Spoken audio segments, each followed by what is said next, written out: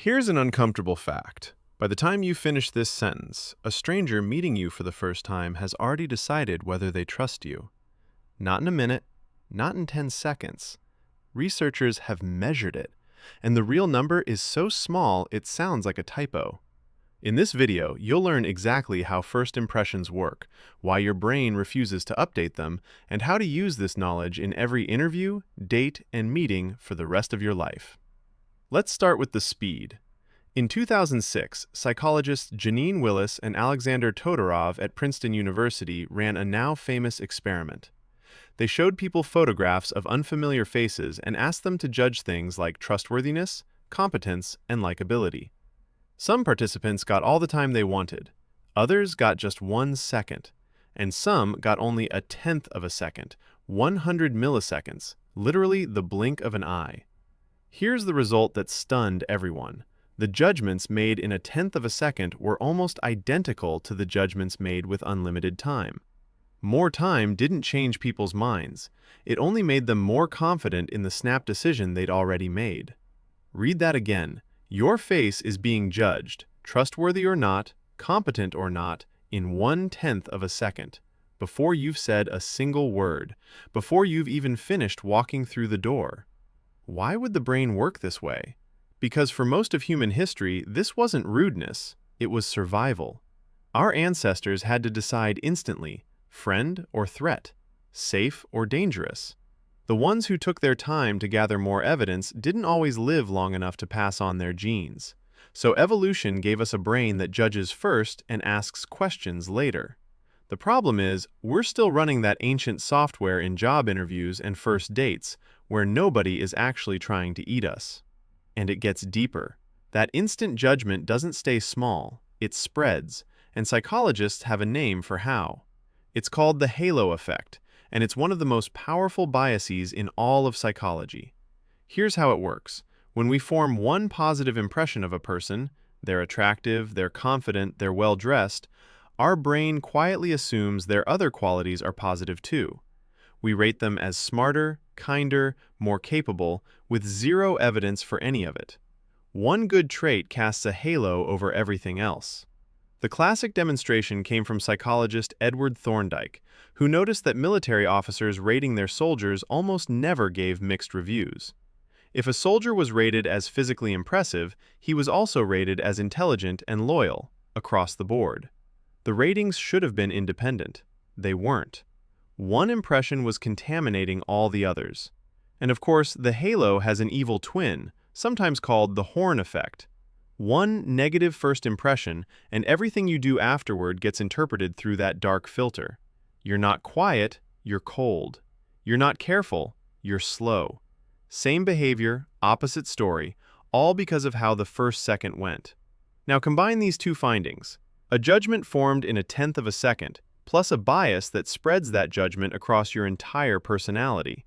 That's the machinery of a first impression. And there's one more piece that makes it nearly unbreakable. Psychologists call it the primacy effect. Information that comes first carries far more weight than information that comes later. In a classic experiment, psychologist Solomon Asch described a person to two groups. Both groups heard the exact same list of traits: intelligent, hardworking, impulsive, critical, stubborn, envious. The only difference? One group heard the list in that order, positive traits first. The other heard it reversed, negative traits first. Same words, same person. Yet the two groups formed completely different impressions. The first words colored everything that came after. This is why first impressions are so hard to undo. Your brain doesn't treat new information about a person as equal evidence. It treats it as a footnote to the verdict it already wrote. Once someone has decided who you are, they don't rejudge you, they reinterpret you. Everything you do gets bent to fit the existing story. And if you think this only applies to strangers glancing at photos, it goes much further. Psychologists Nalini Ambati and Robert Rosenthal showed people silent video clips of teachers, just a few seconds, no sound at all. The viewers rated the teachers based on nothing but body language. Then the researchers compared those snap ratings to the evaluations written by actual students after a full semester.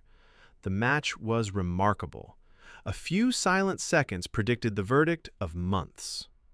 Researchers call this thin slicing, and it means the judgments people form about you in moments tend to be the same ones they'd hold after knowing you far longer. So that's the bad news. You're being judged instantly. The judgment spreads, and it resists correction. Now for the part you can actually use, because every piece of this machinery has a handle on it.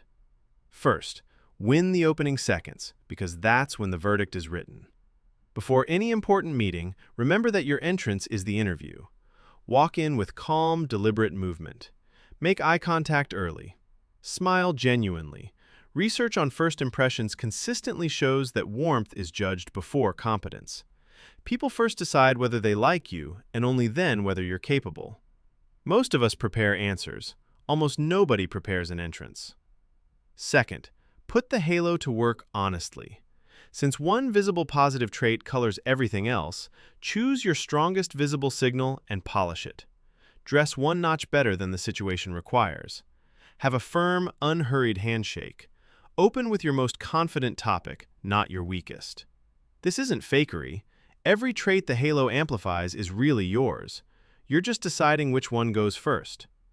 Third, if you've already made a bad first impression, don't fight it head-on. Interrupt it. Because of the primacy effect, slowly accumulating good behavior barely moves the needle. It all gets filed under the old story. What works better is a pattern break, a context change, a candid conversation, a moment that forces a fresh look. Ask the person for help or advice on something. Psychologists have found this works surprisingly well, partly because helping someone makes them like you more, not less. It's hard to keep a dark story about someone you're actively helping. And fourth, maybe the most important one, turn this knowledge inward. You now know that your brain convicts strangers in 1/10 of a second and then spends years defending the verdict. So the next time you instantly dislike someone, pause and ask, what is this actually based on? A face? A bad first minute? Someone's tired Tuesday?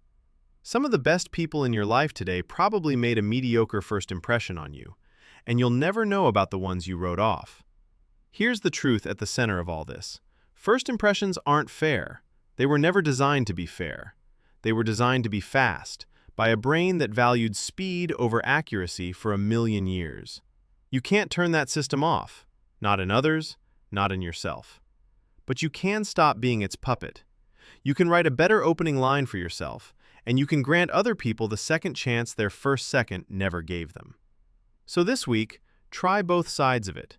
Before your next important meeting, prepare your first 10 seconds like they're the whole event, because in a sense, they are. And when you catch yourself judging someone instantly, hold the verdict just once and watch what the second impression says. If this changed how you'll walk into your next room, there's a whole playlist of these waiting for you. I'll see you in the next one.